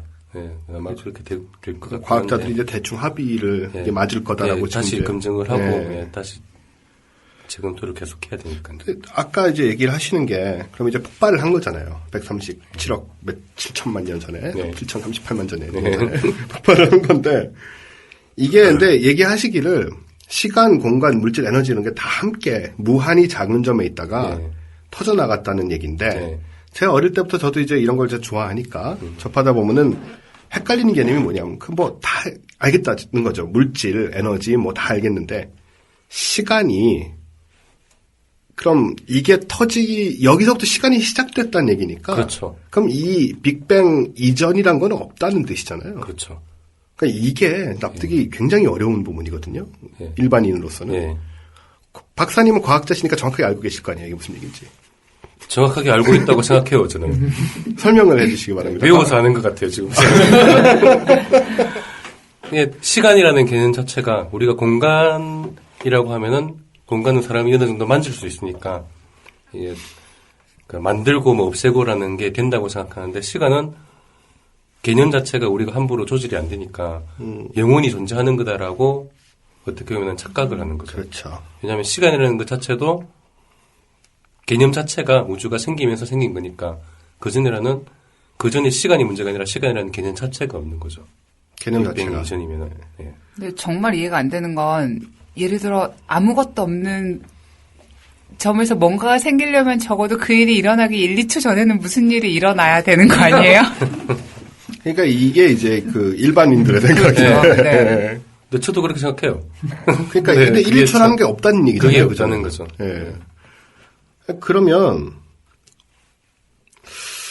뭐야 이게? 그러니까 그게 이제 빅뱅 우주론을 연구하는 과학자들이 그 얘기는 더 하기 싫어요.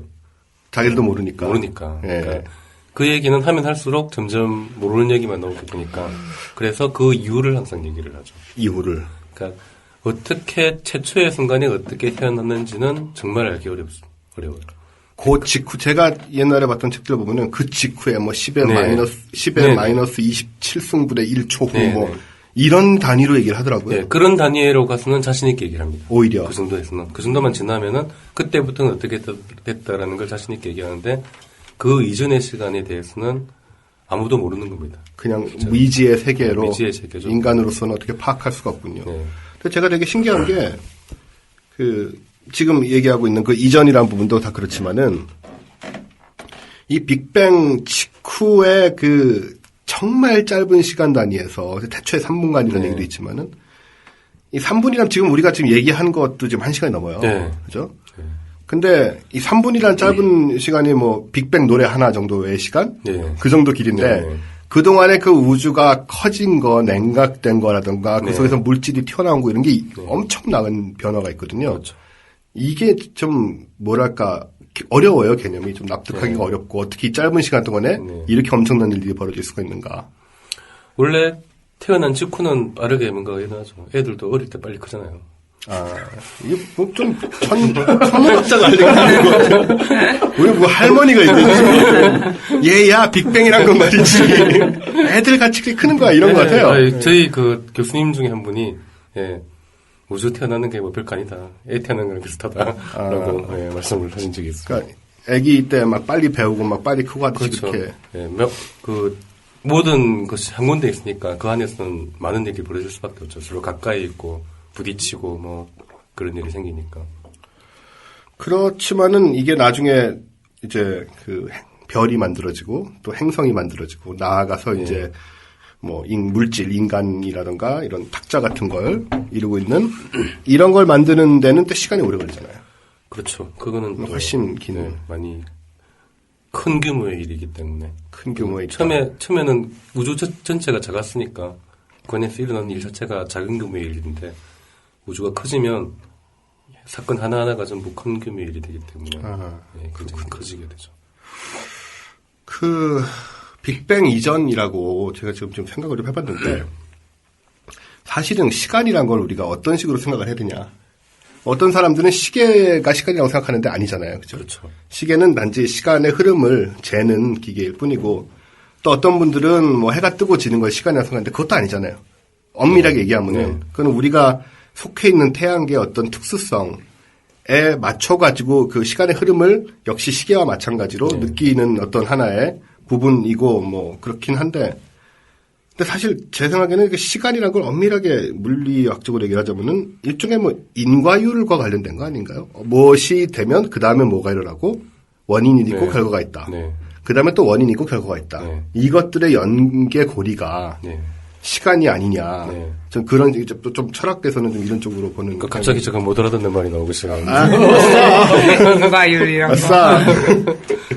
철학에서는 이제 이런 식으로 보는 경향이 있는데 지금 말씀드리면서 그런 생각이 들었어요. 만약에 물가는 태초에 그 무한한 점 상태에서 물질이란 게 없었다면은 이런 인과율도 형성이 될 수가 없었겠고 그러면 시간이란 게 의미가 없겠구나 라는 생각을 지금 처음으로 제가 하게 됐는데 좀 멋있는 생각인 것 같아요. 원래 우주의 탄생이라는 게 과학의 영역으로 들어온 지가 얼마 안 되는 거죠. 그 전까지는 다 철학이 다루던 일이고 과학의 영역으로 들어왔는데 여전히 가장 근본적인 질문 특히 왜 태어났나 우주가 그런 데 대한 답은 하기가 힘들죠. 왜? 그러니까 어떻게 하고 또 다른 질문이기도 하니까요. 이게 사실 그 신학의 영역에서 여기에 그 자리에 신을 놓는 경우가 많잖아요. 그렇죠. 그 신이 뭐 우주가 있기를 원해서 또 지금 아까 그 기독교에서 그 빅뱅 이론 좋아한다는 얘기도 했지만은 결국은 우주가 처음에는 그 무한히 작은 어떤 지점에서 아마도 그 신의 의지에 의해서 빵 터져가지고 창조되지 않았을까 이런 얘기들을 많이 또 한단 말이죠. 그렇죠. 그것도 일리가 있는 얘기인가요? 아니 뭐 좀 그런가? 그거는 이제 그렇죠. 과학의 영역은 아닌 거죠. 네. 과학이 다룰 만한 내용은 아니기 때문에. 과학이 다룰 만한 내용은 어떤 과학자한테 질문을 해도 대답은 안 할 겁니다. 아 그렇겠군요. 대답을 회피하죠. 회피할 건 회피하고. 워낙 주제 자체가 어렵기 때문에 원래 과학자들이 많이 아는 것 같지만 사실은 자기 전문 분야 빼고는 그렇게 넓게 깊이 알지는 못하거든요. 특히 이 빅뱅이라는 부분은 특히 그 과학을 하는 사람들이 많이 질문을 받는 건데 굉장히 대답하기 어려운 부분인 거죠. 아까 그 자꾸 말씀하시는 그 청중 중에 여자분 한 분. 무슨 말씀하실 거 있잖아요, 이런 데서? 아니요, 왜 있어야 돼요? 나 그런 거 좀 궁금했어요.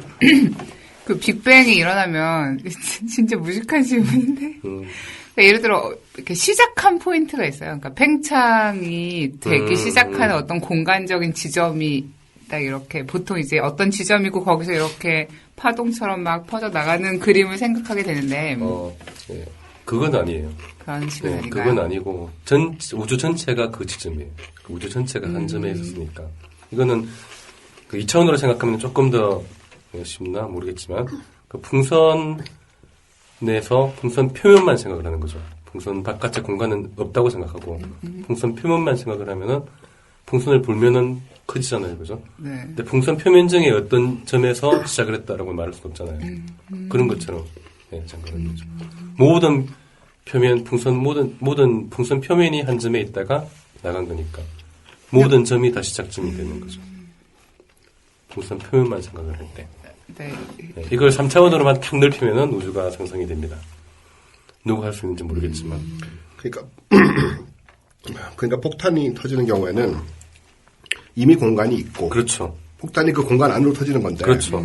이거는 공간 자체가 터지면서 만들어지는 거잖아요. 그렇죠. 동시에. 그렇죠. 그러니까 풍선의 표면만 생각하면 되는 거죠. 풍선 표면의 바깥쪽이 없다고 생각했을 때.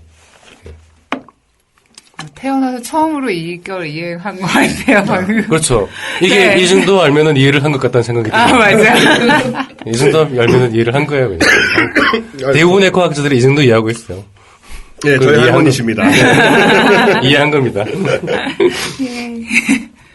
자, 그러면 근데 이제 빅뱅 이후로 우주가 계속 팽창하고 있다고 그러더라고요. 네네. 뭐 어떻게 왜 팽창을 하고 있고 얼마나 커질 것인지 뭐 이런 얘기를 좀.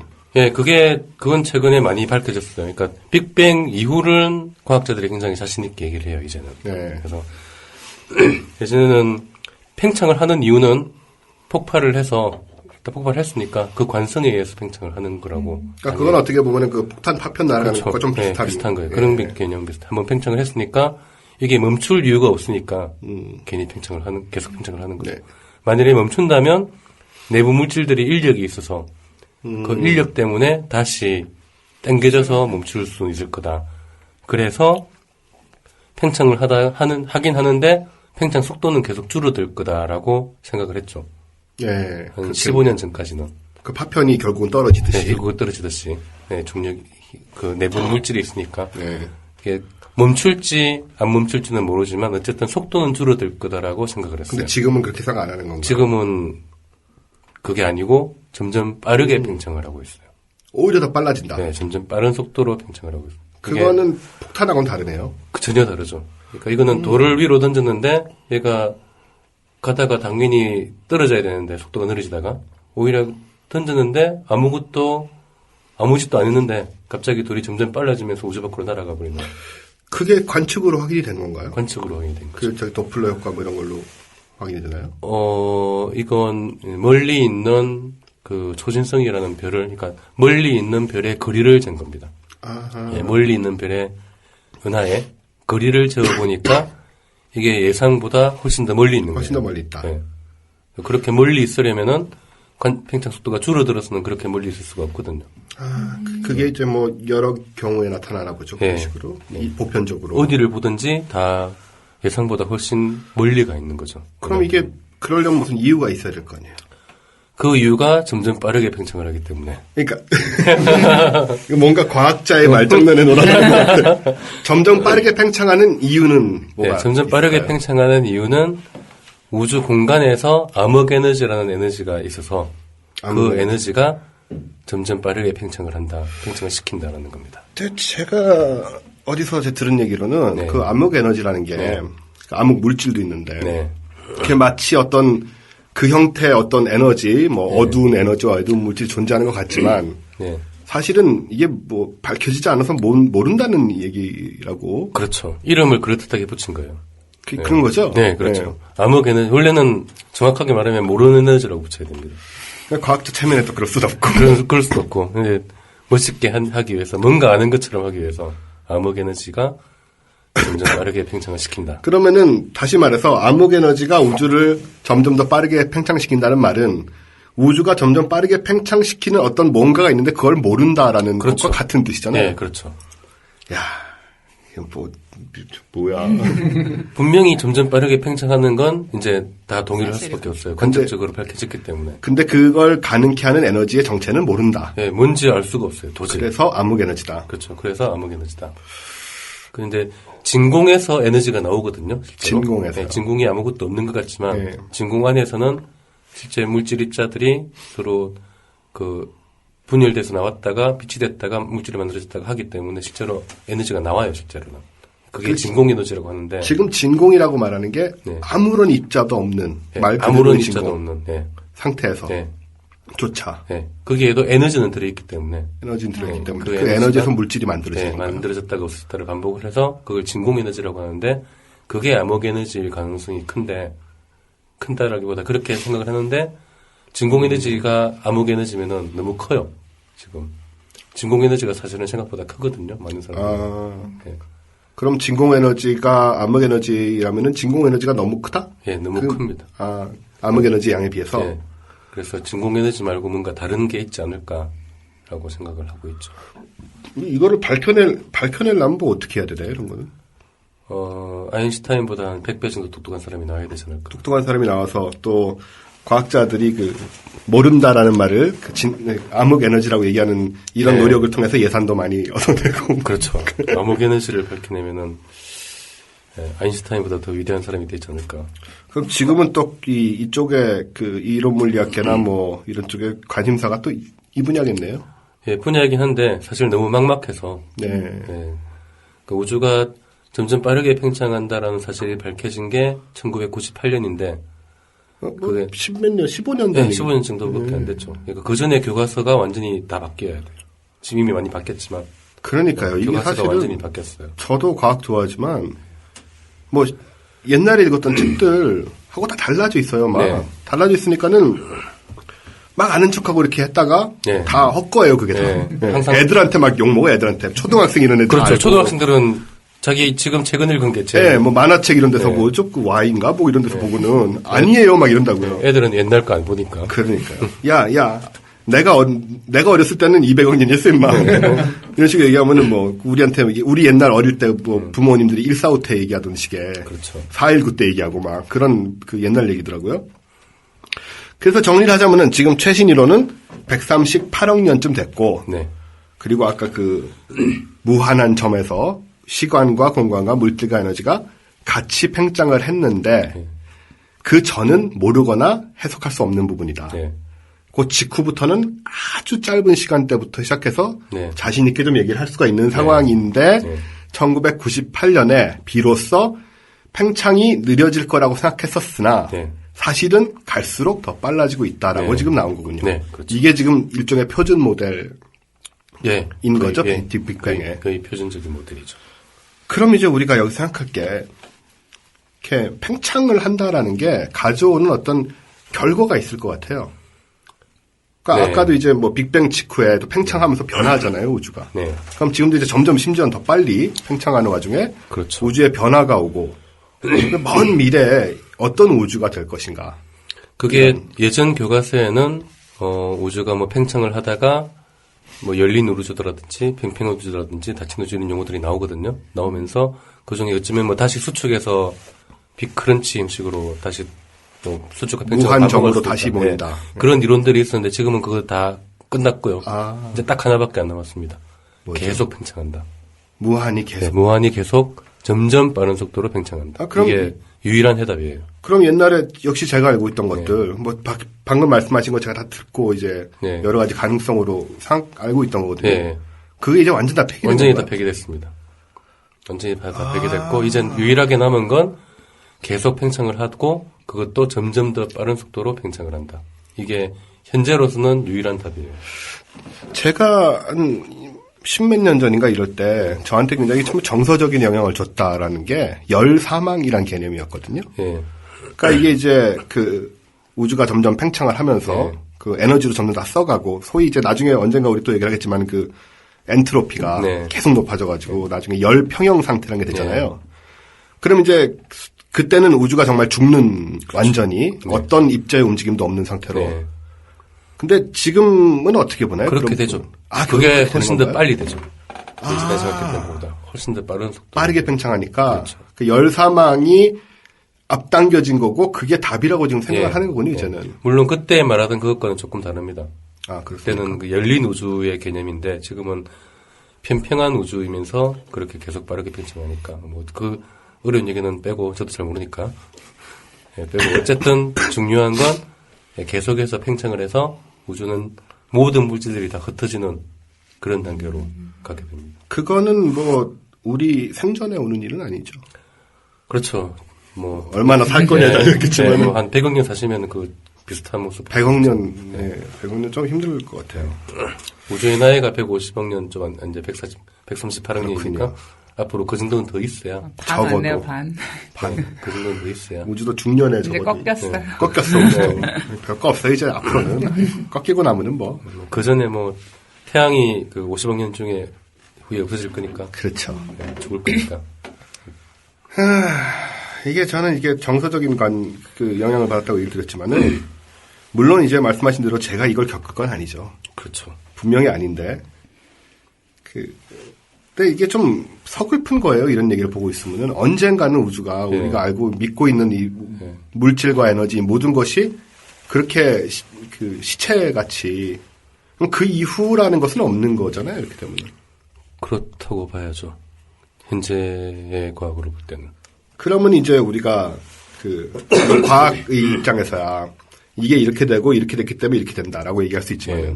보통 사람들 혹은 인문학적 관점에서 접근하면은 그럼 도대체 빅뱅은 왜 생겼으며 그럼 우주의 목적이라는 것은 나중에 열 사망으로 죽는 것이냐 라는 식의 생각을 하게 되거든요. 예. 그죠? 예.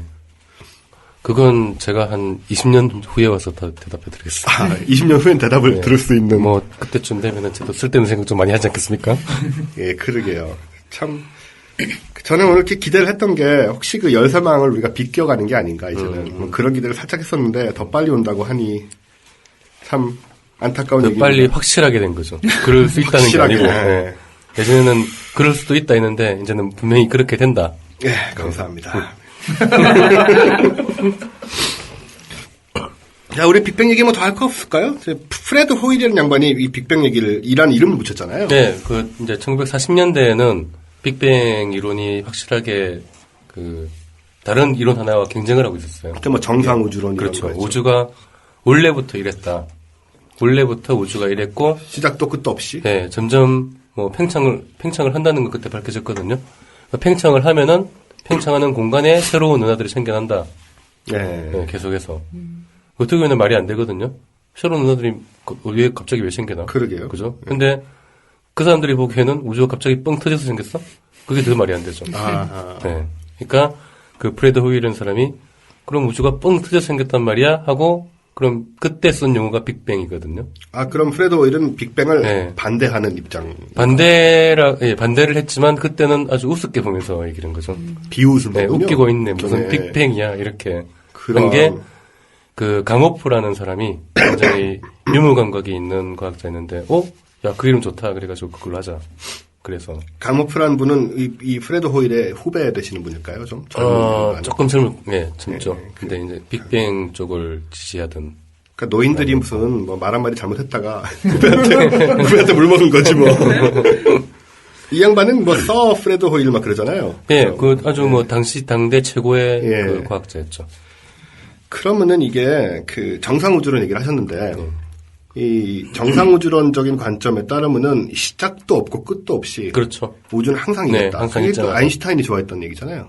아인슈타인은 팽창도 안 한다고 생각했죠. 팽창도 안 하고 예, 그냥 정지된 상태로.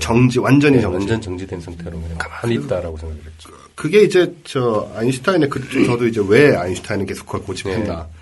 결국은 거기에는 자연과학자적인 입장보다는 개인의 신념이나 예, 좋게 말하면은 뭐 철학적 인문학적 관점일 수도 있지만은 그렇죠. 그런 게 개입이 되죠. 과학자들도 아무래도. 사람이니까. 예, 많이 개입이. 그래서 이제 아인슈타인 같은 경우는 우주 상수를 무리하게 끌어와서 네. 연결시켜가지고 어떻게든 그 모델을 만들려고 했잖아요. 지금 뭐 글쎄요. 근데 아까 이제 열사망에 대한 저의 슬픔도 잠깐 보여드렸지만은 사람이기 때문에 어떻게 보면은 받아들이기 어려운 어떤 무한점에서 폭발을 해서 열사망으로 끝나는 이런 우주보다는 뭔가 항상 존재했거나 네. 아니면은 어떻게 시작됐다 한들 뭔가 계속 희망적으로 나가는 그런 우주를 자꾸 보고 싶어 하는 게 사람 마음이라는 그렇죠. 거죠. 예. 그런 유혹을 많이 받으시나요? 과학자들도? 저 개인적으로는 뭐 과학 내용 이해하기도 바쁘다 보니까. K 박사님의 경우는 네, 저는 이해하기도, 쫓아가기도 바빠서 그걸 가지고 깊이 생각을 하고 철학적으로 고민할 기회를 별로 그러시군요. 없었다고. 정말 이과적인 분이시다. 그런 생각하면 좀 슬프죠. 그러니까 막 어마어마한 문명을 막 발전시키고 막 인터갈락틱 여행을 막 하면서 서로 행복하게 막 페더레이션을 만들어서 예술과 막 지성이 어마어마하게 그러니까요. 발전을 하고 있다가 열사망 이런 거. 그러니까. 이건 진짜 약간 우울한 생각이긴 하죠. 이게 사람의 운명하고 똑같이 느껴지는 거잖아요. 어려서 태어나가지고 열심히 공부도 하고 놀기도 하고 뭐 정말 사랑도 하고 친구도 만나고 뭐 업적도 이루고 그러면 늙었으면 죽는 거 아니에요. 그렇죠. 피할 수 없는 운명이듯이 우주도 마찬가지인 거죠. 뭐 아무리 아니라고 보려고 했는데 계속 그렇게 보이는 그렇더라고요. 아이고 너무 어두워진다. 제가 여기 말씀드리고 싶은 거는 제가 이제 저는 과학자가 아니기 때문에 학사된 입장에서 이런 부분들을 나중에 극복할 수 있는 이상한 엉터리 이론을 만들어서 또 책을 내볼 생각이에요. 재밌을 것 같아요. 예. 네. 아무튼 과학자들은 걱정하지 마십시오. 아무도 신경 안 쓸 테니까. 이게 진짜 냉정한 얘기예요. 정말 저는 여태까지 그렇게 생각했어요. 과학자의 미움을 받을 것이다. 그런데 제 주변 과학자분들은 열린 마음을 가진 분들이고 좋은 사람들이라 이걸 좋게 봐주는구나라고 생각을 했었거든요. 네. 아예 관심이 없는 거. 뭐 아예. 관심이 없죠. 네. 감사합니다. 그러다가 혹시 읽게 되면 특이한 생각이 다 있네라는 식으로는 충분히 좋아. 그러니까 과학자들이 그렇게 답답하고 꽉 막힌 사람들이 아니에요. 예. 그냥 가만히 보면. 그러게요. 제 주변 분들은 다 분명히 그러신데. 예. 대부분 자기들이 별로 잘 모른다는 걸 알고 있는 사람들이거든요. 남들한테 말만 안 하고. 그렇죠. 그러다가 이제 아는 척 하는 거다 그러면 뜨끔하는 거죠. 그럼 이 자리는 이상하게 앞으로도 그럴 것 같고 뭔가 복면을 쓴 K 과학자 K 박사님의 양심 선언 이런 분위기가 좀 될 것 같은 생각이. 네. 저도 걱정을 조금 하다가 생각한 게 과학자들이 이거라고 듣겠냐라는 생각이 들어서 훨씬 마음 편하게 하고 있습니다. 그러게요. 뭐 대충 정리가 된 것 같습니다. 이 얘기는. 그런다고 또 우리가 이렇게 아는 건 아니죠, 사실은. 그죠? 그렇죠. 이제 최신 이론이 뭐냐 그걸 듣고 뭐 일부분 암기하고 일부분 잊어버리고 그런 상태가 된 건데 이게 사실은 빅뱅을 정말 제대로 이해하려면 뭐 중력 이론들 뭐 양자역학이라든가 기타 등등 다 알아야 되잖아요. 그렇죠. 상대성 이론과 양자역학을 다 해야죠. 그죠. 다 해야 되죠. 그거를 우리가 했으면 좋겠는데 다음 기회에 아마 기회 있을 때. 기회 없을 것 같은데요. 저는 욕심이 뭐가 있냐면요. 사실은 대중적으로 제일 알려진 것들이 상대성 원리하고 양자역학이잖아요. 그렇죠. 상대성 원리 같은 경우는 아인슈타인이라는 이름값도 있고, 네. 또 이게 시공간, 광속 한계니 중력이니 이런 것 때문에 유명하기도 하고. 그 다음에 양자역학은 옛날에는 모르다가 사람들이 또 신비주의하고 좀 결합을 했어요, 이게. 뭐죠? 그거 시크릿이라는 책도 있고.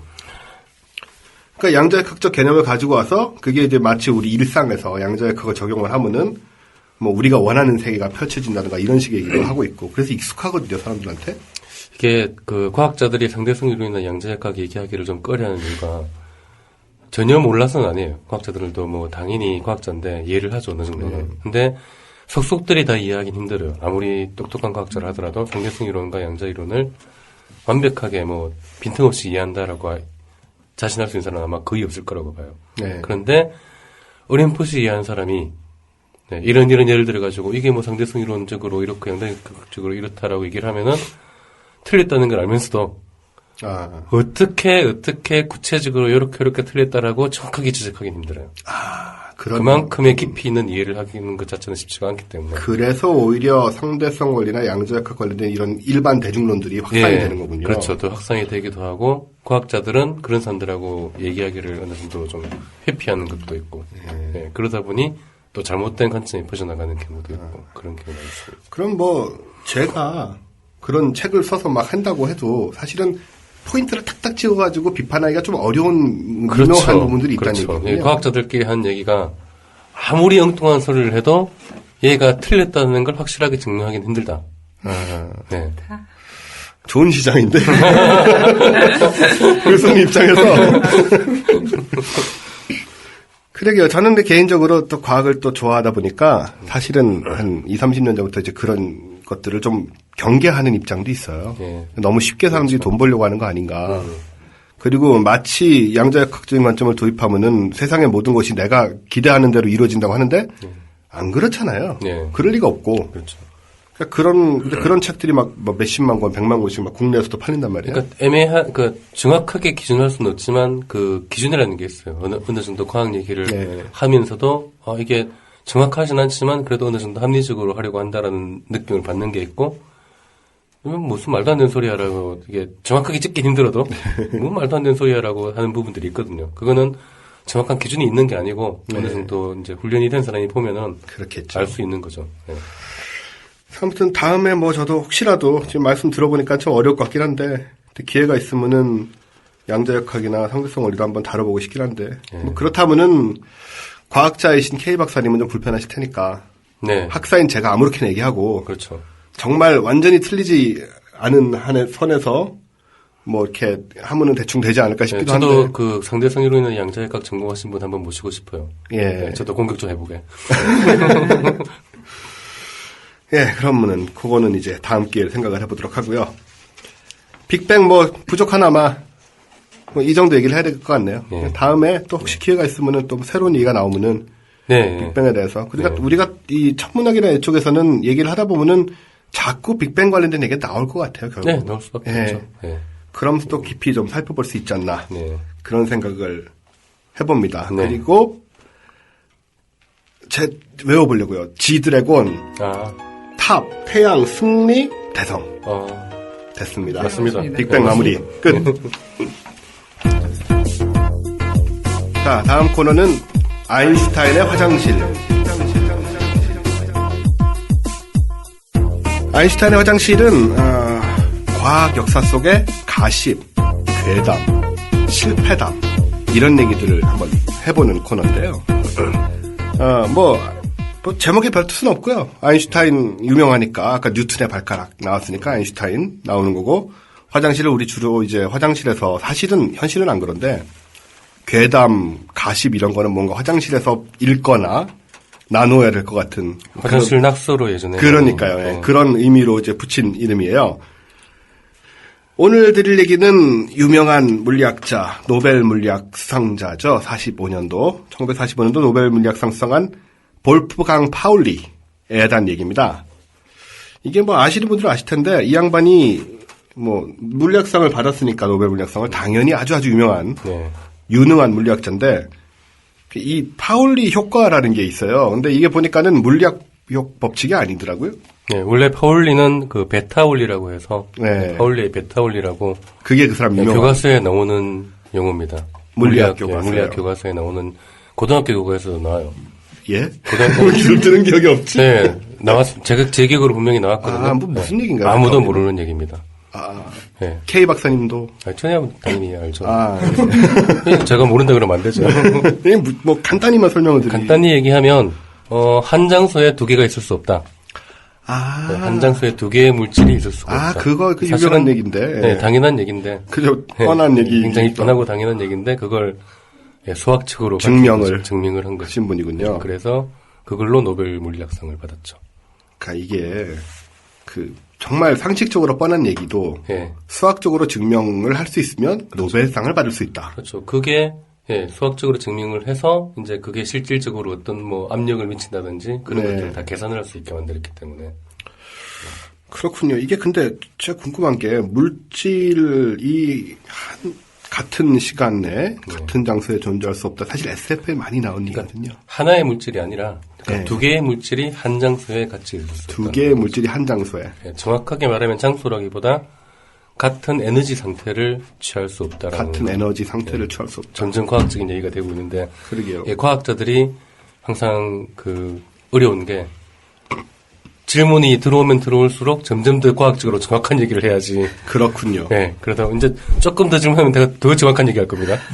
네, 그럼 뭐 그러면 점점 어려워지는 거예요. 다른 쪽으로 얘기를 해보자면은 쟤는 머릿속에 떠오르는 건데 왜 SF 보면은 시간 여행 얘기가 많잖아요. 네. 시간 여행을 하다 보면은 이제 과거로 예를 들어서 돌아간다 했을 때 혹은 미래로 갈 때도 지금은 이제 제가 이 자리에 있으면서 미래로 갈 때 이제 지금은 이게 이 상태지만 나중엔 여기 벽이 생길 수도 있고 뭐 산이 뭐 수백만 년 후로 간다면 뭐 산이 될 수도 있잖아요. 바다가 될 수도 있고. 아무튼 간에 이 공간이 이제 비어 있어야 제가 그 자리에 나타날 수가 있는데 여기가 뭐가 차 있으면은 뭐 기둥이라도 하나 서 있으면 제가 그 기둥에 이렇게 끼어가지고 나타나는 것 같은 이제 그런 모양새를 SF 영화 같은 데서 가끔씩 보여주거든요. 뭐 이런 거랑도 관련이 있을 수 있나요, 베타올리가? 바로 연결이 잘 안 되네요. 아, 예. 예, 조금은 다른 개념인 것 같아요. 뭔가 못 알아들으신 것 같아요. 그건 이제 뭐, 천문학에서도 많이 쓰는 축태라는 게 나올 축태요? 때 축태라고 많이 하는데 그게 이 베타 원리로 계산이 되는 그런 원리거든요. 그러니까 전자들이 한 장소에 모일 수 없기 때문에 스스로 자기들이 밖으로 밀어내는 압력을 만들어낼 수밖에 없고 그것이 이제 중력과 균형을 이루는 현상을 축태라고 하는데 네, 뭐 그렇겠죠. 뭐 하여튼 그런 저희 지금 태어나서 처음으로 구글링을 했는데 무슨 뜻인지 안 나오는 단어는 이게 처음인 것 같아요. 축태가요? 네. 나와요. 안 나와요, 구글에? 뭐야, 이거? 한의원. 축태입니다. 퇴. 네, 축태가 아니고 축태. 퇴. 발음이. 발음이 경동 한의원 문축태 원장님이라고 하시더라고요. 그 이름도 참. 아이고. 퇴가 아니고 축퇴. 영어로 디제너레이션. 이제 이해했네요. 대단한 이름이시다. 겹침이라고 번역이 되네요. 그렇죠. 격침. 격침 뭐 배 뭐 어뢰 쏘고 있는 게 아닌가? 겹침. 아 겹침. 아 왜 이래? 뭐 나만 발음이 문제가 있는 거 아니네. 아 그러니까 참. 겹치는데 네. 면서 생기는 압력인 거죠. 네. 축퇴압이라고 하면은 이게 겹쳐질 수가 없으니까 실제로는 겹쳐지기를 막으면서 나오는 압력 같은 또 거죠. SF 좋아하시는 분들은 또 떠올리실 수 있는데 옛날에 그 우주전함 야마토라고 국내에서는 V호라는 만화로 TV에서 방영을 했었는데 걔가 이제 이 우주선이 공간 점프를 해요. 거기서는 와프인데 네. 와프계는 사실 여러 가지로 볼 수가 있지만 여기서는 그 일종의 서브스페이스로 빠져나갔다가 돌아오는 네. 그런 그림인데 돌아오다가 그 자리에 물체가 있었던 거예요. 그 얘가 나타나는 자리에.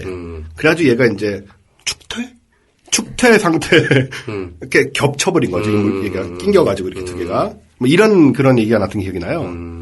그럼 그런 게 아마 베타올리 뭐 조금 비슷한 거 아닌가. 약간 그런 생각이 드는데 아무튼 한 공간에 두 개의 물질이 존재할 수 없다. 혹은 에너지 상태로 같은 에너지 상태로 있을 수 없다라는 게 지금 베타올리인데. 네.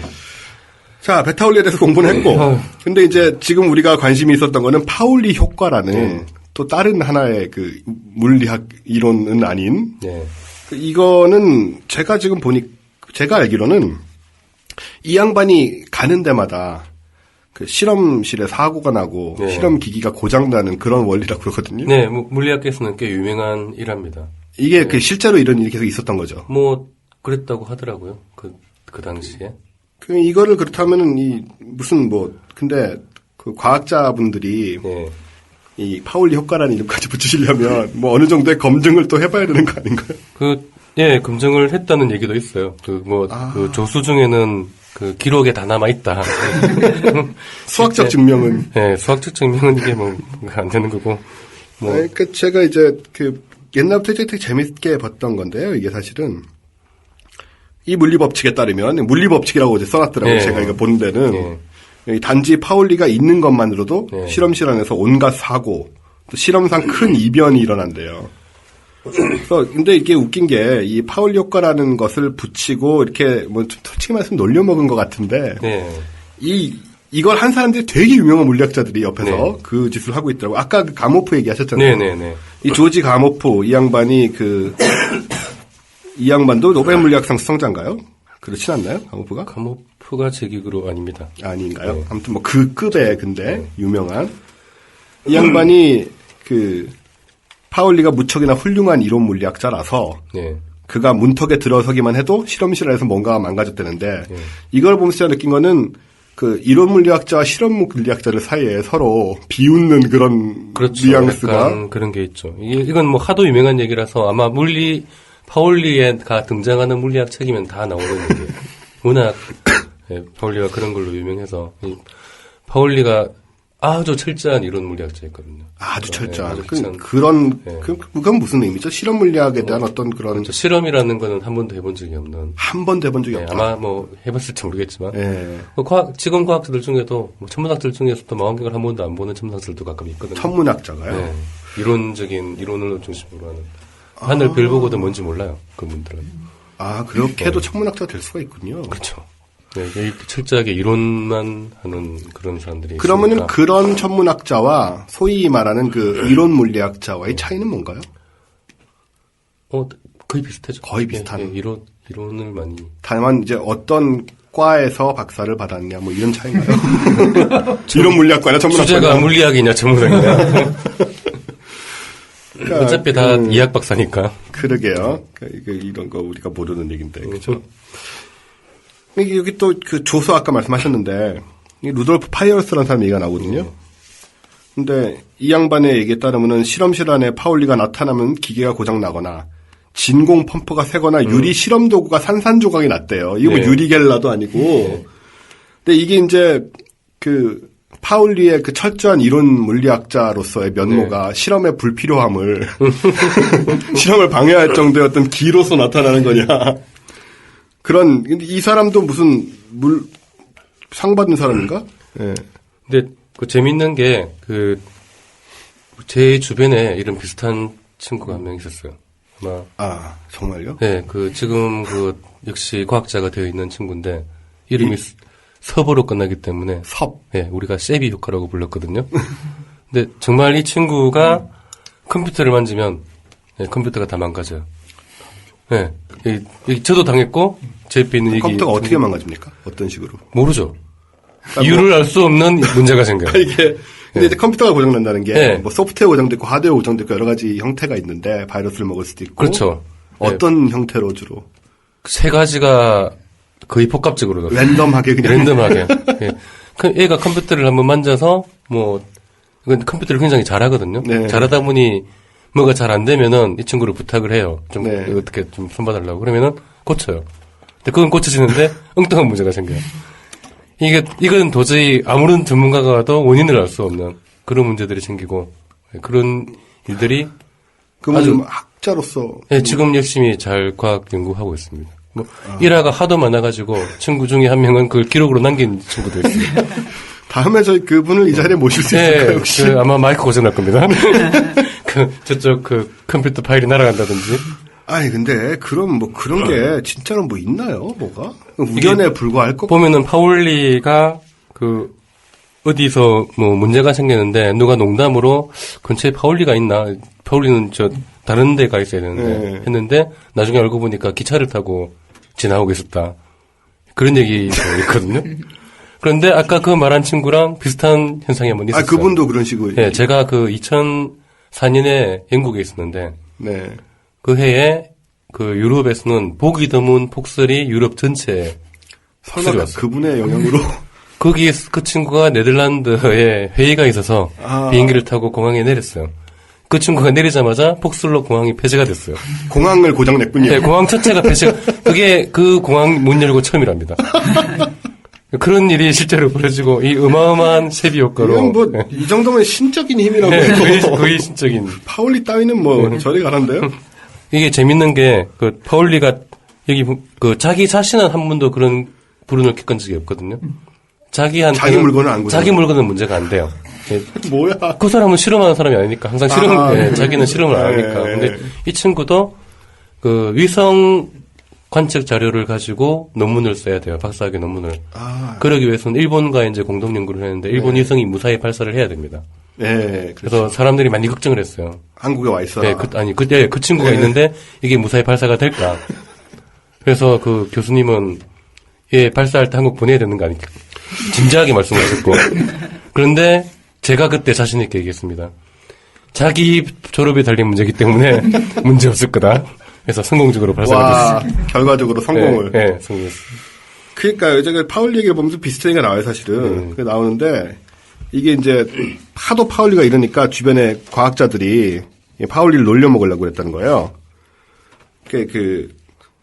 파울리가 뭐 환영회장에 나타날 땐가 이럴 때 샹들리에가 떨어지도록 설치를 했대요. 정교한 장치를 만들어서. 근데 파울리가 막상 나타나니까 당연히 파울리 효과가 발생해서 그 도르래가 엉켜버리고 그렇죠. 샹들리에가 떨어지지 않는 고장이 나서 이런 일이 있었다고. 본인은 지장을 안 받는. 그 친구 일화중에 하나가 건물 그 옆에서 공사를 하다가 우리 건물 전선을 잘못 건드리고 배선을 잘못 건드려서 건물 전체가 정전이 됐어요. 그래서 전기가 나가는데 그 친구가 앉아있는 좌석 라인만 살았어요. 와. 네, 그래서 그 친구는 깜깜하게 불 꺼진 다 나간 건물에서 혼자 앉아서 연구를 계속했다는. 그건 제가 직접 목격했습니다. 글쎄요, 뭐 잠자내신 진짜 과학자께서 말씀하시는데 이게 거짓말은 아닐 것 같고 참 믿기 어려운. 아무튼 국내에도 이렇게 파울리에 준하는 이런 네. 위대한 분이 또 계시다는 게 다행이긴 한데. 네, 이 친구가 그 계속 과학 연구를 하고 있기 때문에 네, 더 유명해지면 아마 재미있는 일화가 되지 않을까. 그러게요. 근데 이분이 혹시 뭐 노벨상이라도 받으시면 진짜 네, 파울리에 준하는 그렇죠. 그런. 근데 어떻게 보세요? 뭐 노벨상을 혹시 받을 가능성이 있으신가요? 왜 청중들이 웃고 계신데? 뭐 잘하면 저도 받을 수 있지 않을까요? 하긴 뭐 저도 뭐 노벨 물학상, 뭐 평화상도 어쩜 받을지도 모르고 뭐, 그렇죠. 뭐 어떻게 하겠습니까 나중에? 예, 어떻게 하겠습니까? 그러게 말이에요. 오늘 첫 시간 준비한 얘기는 대충 지금 정리가 됐습니다. 또 한 가지 제가 얘기를 빠뜨린 게 있어요. 네네. 이게 아까 우주 가속 팽창 얘기하다가 예. 그 1998년에 우주 가속 팽창이 발견이 됐는데 이 사람들이 2011년에 노벨 물리학상을 받았습니다. 재작년에요. 네, 재작년에 그 우주 가속 팽창을 발견한 세 사람이 노벨 물리학상을 받았는데 이게 굉장히 특이한 경우가 원래 노벨상은 그 이론적으로 나온 걸 실험으로 밝혔거나 아니면 어떤 실험적인 현상들을 이론적으로 밝혔거나 그런 경우에 주어지는데 이 경우는 다른 거 없이 그냥 우주가 가속 팽창한다라는 사실 자체만 발견하는 사람들이거든요. 네. 네, 왜 우주가 가속 팽창하는지는 지금도 모르고 있고 앞으로도 모를 가능성이 그럼 상당히 관측을 있고. 해서 그렇죠. 관측 데이터를 내놓음으로써 네, 관측 데이터 자체만으로 그냥 노벨 물리학상을 그냥 준 거죠. 그 정도로 이게 중요하다. 예, 엄청난 발견이라는 거죠. 그렇군요. 그리고 만일에 진짜 누가 그 가속 팽창의 원인을 밝힌다. 이거는 노벨 물리학상 정도로 끝날 일이 아니라는 거죠.